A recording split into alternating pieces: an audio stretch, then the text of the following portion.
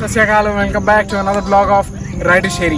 एक नया दिन, एक नई शुरुआत और एक नया कंटेंट। और ये नया कंटेंट है रेनो की डस्टर के साथ। इस ब्लॉग में हम आपको ओवरव्यू देंगे रेनो की डस्टर का, जो कि 2013 मॉडल है। और मेरे साथ खड़े हैं ओनर, जिनको ऑलमोस्ट 7-8 साल हो चुके हैं इस गाड़ी को ड्राइव करते हुए। तो आज के ब्लॉग में इनसे पूरा एक्सपीरियंस लेंगे कि पिछले 8-9 साल में उन्होंने ये गाड़ी को किस तरीके से चलाया, क्या क्या चीज़ें उनको पता लगी इस गाड़ी के बारे में, पूरा डिटेल रिव्यू मिलेगा। तो मैं इंट्रोड्यूस कराता हूँ आपको मेरे खास दोस्त, और वो है अभिषेक मंगानी। हेलो, मैं अभिषेक मंगानी। गाड़ी को ऑन करता हूँ पिछले 7 साल से। 2013 में ली थी, आज 7 साल हो चुकी है और ऑलमोस्ट 1.5 लाख किलोमीटर चल चुकी है गाड़ी। तो अच्छा खासा एक्सपीरियंस है मुझे इस गाड़ी का, और हर चीज़ के बारे में, चाहे सर्विसिंग हो, इंजन, बॉडी, एवरीथिंग सबके बारे में मुझे लगभग डिटेल पता है गाड़ी के बारे में। 7 साल से मैं चल रहा हूँ गाड़ी। तो आइए देखते हैं कि 7 साल चलाने के बाद हमें इस गाड़ी का क्या रिव्यू मिल पाता है। एंड तक देखना ब्लॉग को, ताकि आपको इस गाड़ी के बारे में हर चीज़ का पता लगे। पहले मैं आपको दूंगा एक्सटीरियर ओवरव्यू, उसके बाद हम चलेंगे ड्राइव इंप्रेशन के लिए। Guys, talking about it's exterior dimensions, इसकी लेंथ है 4315 mm, विड्थ है इसकी 1822 mm और हाइट है 1695 mm। बात करें हम इसकी व्हील बेस की, तो वो है 2673 mm और इसका ग्राउंड क्लियरेंस है 205 mm। Let me tell you about its braking system. सामने में लगे हुए हैं 2 डिस्क ब्रेक्स और पीछे में आपको मिलेंगे इसके drum brakes. Talking about the tyre size, ये है 215 बाय 65 R16 टायर। 215 मतलब इसकी हाइट हो जाती है, 65 मतलब इसकी विड्थ, R16 मतलब रेडियली इस डिस्क का डिस्टेंस इनर रेडियल है गाड़ी की, और वो है 475 लीटर्स। देखिए अच्छा खासा माल भरा हुआ है ऑलरेडी इसमें। तो 475 लीटर की अगर आपको बढ़िया से ट्रैवल करना है बाहर, अच्छा खासा लगेज आप इसके साथ लेके जा सकते हो। तो अब हम लेंगे इसका ड्राइव इंप्रेशन और समझेंगे इस गाड़ी की चीज़ों को ओनर्स की बातों से। एक एक चीज़ करके समझेंगे अभिषेक भैया से, हर चीज़ की बातें, हर चीज़ का आइडिया लेंगे कि गाड़ी अगर हम लेते भी हैं तो over the period of time, जैसे जैसे समय बीतता है, इस गाड़ी से हमें क्या चीज़ें अच्छी मिल पाएगी और क्या चीज़ें हम लैग करेंगे। ये 1500 सीसी इंजन है। ये 3700 पे 84 bhp प्रोड्यूस करता है और 1900 rpm पे 200 टॉर्क जनरेट करता है। इसके अलावा एक मेंटेन इंजन भी आता था डस्टर में, अब तो डिसकंटिन्यू हो चुका है। वो भी एक इंजन था, पर मैक्सिमम लोगों ने इसी प्रेफर किया था क्योंकि इसका एवरेज अच्छा था। दैट्स वाई मैंने भी इसको ही प्रेफर किया। ये क्या माइलेज मिल पाती है गाड़ी से? नियर अबाउट 14-15 के आसपास मिलती है इन सिटी, और हाईवे पे 17 के आसपास मिलती है। और प्रॉपर तरीके से चला जाए मीन्स 80 के आसपास, तो 20 का वो भी देती है कार। और उस तरीके से चलाना पड़ता है जो कि अपन नहीं चला पाते हाईवे पे। कितना किलोमीटर भैया ये चल चुकी है अभी तक? ये अभी तक 1,57,000 किलोमीटर चल चुकी है गाड़ी। और अब तक इंजन से रिलेटेड मुझे कोई इशू नहीं आया है। इंजन आज भी मक्खन है, इंजन से कोई भी प्रॉब्लम नहीं आई है आज तक मुझे। पिकअप वगैरह सफिशिएंट है गाड़ी के लिए? ओके है, इतना ज़्यादा नहीं है जो डीजल इंजनों में होता है।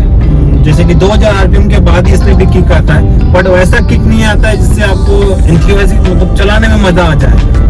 ओके अच्छा, मतलब स्पोर्टी फील नहीं आ पाता है? स्पोर्टी फील नहीं है, बट अगर हम फैमिली व्हीकल इसको बोल सकें तो proper family vehicle family vehicle है। आप इसको हाईवे पे क्लियर बात होता तो ये हाईवे कार है, इसको आप सिटी में नहीं चला सकते। सिटी में इन द सेंस आप थक जाओगे गाड़ी चला के, क्योंकि इसका क्लच इतना हैवी क्लच है कि आपके पैर दुख जाएंगे सिटी में चलाते। सो सिटी के हिसाब से ये कार नहीं है। आप भले चला लोगे कुछ टाइम, बट जैसे हैवी ट्रैफिक में फंसोगे आप, तो आपका पैर दुखना कंपल्सरी है। बहुत हैवी क्लच है। और इवन मैंने जो नई वाली कार थी उसमें भी ये चीज मैंने चला के देखी थी, और उसमें भी इतना ही क्लच हैवी था जितना इसमें है। और उसका गियर बॉक्स भी थोड़ा स्लिक नहीं है, मतलब गियर शिफ्टिंग थोड़ी हार्ड है। तो गड्ढों में इतना बढ़िया चलती है ये कार, मतलब गड्ढे फोटोज महसूस ही नहीं होते। और लॉन्ग ट्रिप पे आप इसको गाड़ी पे लेके जाइए, आपको मजा आ जाएगा। अच्छा, मतलब सस्पेंशन पार्ट इसका बढ़िया है, परफेक्ट है। ऐसा सस्पेंशन मुझे नहीं लगता इस प्राइस पॉइंट पे या इससे अपर प्राइस पॉइंट पे भी नहीं मिलेगा आपको। मुझे लगता है 40 लाख के आसपास इतना अच्छा सस्पेंशन किसी कार का नहीं है, जो आपको स्लो स्पीड पे भी उतना अच्छा कंफर्ट देता है जितना हाई स्पीड पे देता है। मैक्सिमम कार में ऐसा होता है कि स्लो स्पीड पे आपको अगर कंफर्ट अच्छा मिल रहा है तो हाईवे पे गाड़ी नाचती है, बढ़िया नहीं नाचती है। ये हाईवे पे उतना ही कंफर्ट चलती है हाई स्पीड पे जितना लो स्पीड पे। ये कार का सबसे बेनिफिट पॉइंट है गाड़ी का। जो इंडियन मार्केट में मिनी एसयूवी वाला जो सेगमेंट आया है, हाँ। ये मिनी एसयूवी वाला जो सेगमेंट इंडिया में आया है, उसने कार्स की सेल्स को बढ़ाने में बहुत हेल्प की है, क्योंकि इसमें आपको एसयूवी वाला फील भी मिल रहा है और साथ ही साथ आपको मिल रहा है लग्जरी एक कार वाला भी कंफर्ट। आप मिनी एसयूवी सेगमेंट में जा रहे हो तो आपको गड्ढों की कोई टेंशन नहीं होती, कोई ये नहीं होता कि गड्ढा आ गया सामने तो मेरे को थोड़ा झिझक के चलाना पड़ेगा, वैसी कोई बात नहीं होती। जैसे जैसे मिनी एसयूवी सेगमेंट इंडिया में लॉन्च हुआ, इंडियन कस्टमर्स, इंडियन क्लाइंट्स ने इसको बहुत बेहतरीन रिस्पांस दिया। तो ये एक चीज मेरे को बहुत अच्छी लगी मिनी एसयूवी सेगमेंट के लिए। प्लस पॉइंट क्योंकि यही कार ने एक नया सेगमेंट स्टार्ट किया था इंडिया में। उसके पहले इंडिया में ये सेगमेंट था ही नहीं। ये कार ने एक नया मार्केट खोला, नया मार्केट सेगमेंट चालू किया था, जो कि इसने काफी लूटा। और इसके बाद आने वाली कार जो भी थी, इको स्पोर्ट, क्रिएटा, उन्होंने भी काफी एक तरीके से जो मिनी एसयूवी का सेगमेंट चालू हुआ वो डस्टर से चालू हुआ। डस्टर ने एक मार्केट में इतना पॉजिटिव रिस्पांस लेके आई मिनी एसयूवी सेगमेंट के साथ, जो कि इंडियन कस्टमर्स को बहुत पसंद है। इसके अलावा एक चीज और बेनिफिशियल हो गई कि जैसे जब पुराने टाइम पे बड़ी एसयूवीज थी तो उनका बड़ा इंजन होने की वजह से माइलेज भी उतनी कम हो जाती थी। तो जैसे मिनी एसयूवी सेगमेंट आया तो इसने माइलेज को भी एनहांस कर दिया, माइलेज को भी बढ़ा दिया। तो ये चीजें कस्टमर को बहुत पसंद है। और लेकिन मेरे पॉइंट ऑफ व्यू से अगर एक चीज डिसएडवांटेजेस बताऊं तो इसके जो कंट्रोल्स है मुझे बिल्कुल पसंद नहीं है। ये जो उल्टे कंट्रोल्स दिए हुए हैं, ये एर्गोनॉमिक्स जो मेरे को ना समझ में नहीं आई, क्यों उल्टा कर दिया। क्योंकि वाइपर चलाना हो, अगर रेगुलर ड्राइवर जो है तो वाइपर चलाना हो तो वो ब्लिंकर पे आ जाता है, और ब्लिंकर चलाना हो तो वो वाइपर पे चलता है। तो वो चीज है कि बस डिसएडवांटेजेस मुझे डस्टर के रूप में लगी। बाकी तो सारी गाड़ी बढ़िया है। डिसएडवांटेज नहीं बोल सकते क्योंकि जिस मार्केट से आई है वहाँ पे ये सीधा है, ये अपने यहाँ उल्टा है। उनके हिसाब से सीधा है। इवन वोक्सवैगन हो गई, जो बाहर की कंपनियां हैं जर्मन का, उनका आज भी वही है, उल्टा है उनके यहाँ पे सिस्टम। तो पर ये कुछ टाइम प्रॉब्लम देता है, उसके बाद अपन यूज्ड टू हो जाते हैं तो इतना फर्क नहीं पड़ता है। मतलब नए ड्राइवर्स जो नया होता है उसके लिए ये चीज अटपटी सी होती है। लेकिन जो पुराना बंदा है जो ड्राइव कर रहा है काफी सालों से, उसके हाथ में चीजें बैठी हुई। गाड़ी में फीचर्स वगैरह मिले थे आपको 2013 में आपने गाड़ी है, राइट? 13 में। और अब जो 2020 में जो डस्टर आई है, तो उनके जो फीचर्स में कुछ बहुत ड्रास्टिक चेंज हुआ है या वो फीचर्स लगभग सेम ही हैं?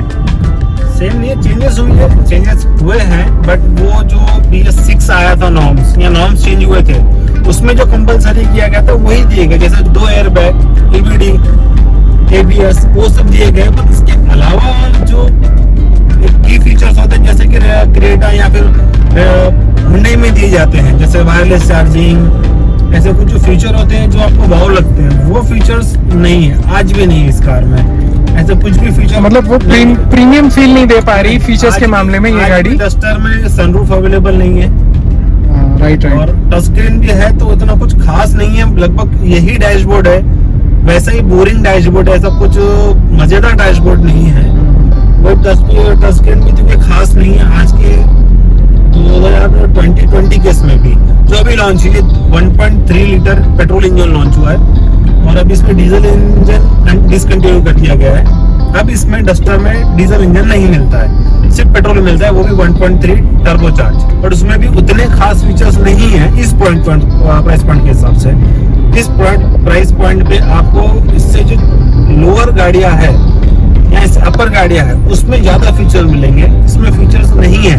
ये 2013 में भी कोई एयरबैग नहीं, जबकि मेरा सेकंड मॉडल है, लोअर मॉडल नहीं था, सेकंड मॉडल था, उसमें भी कोई एयरबैग नहीं है, कोई इलेक्ट्रॉनिक ब्रेकिंग सिस्टम नहीं है।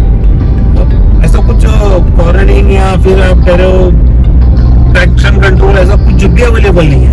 आप कह सकते हो ये ओल्ड स्कूल कार है। ये तो बात सही है, जब old school 2013 में इंडियन स्टैंडर्ड्स इतने ज्यादा सेफ्टी नहीं को थे। लेके सीरियस नहीं थे, लेकिन जैसे जैसे सेफ्टी बढ़ रही है इंडिया में, एक तरीके से बहुत अच्छी चीज है।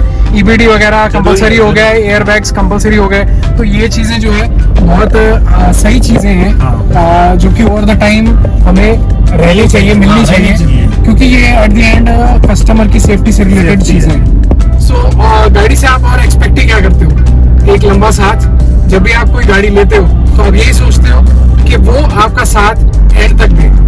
तो इस वीडियो को कंक्लूड करते हैं इसी के साथ, और आई होप आप लोगों को अच्छा लगा होगा वीडियो, और अच्छा लगा होगा तो लाइक शेयर एंड सब्सक्राइब जरूर करना, क्योंकि मैं ऐसी वीडियोस और डालते रहूंगा। Till then take care, bye bye.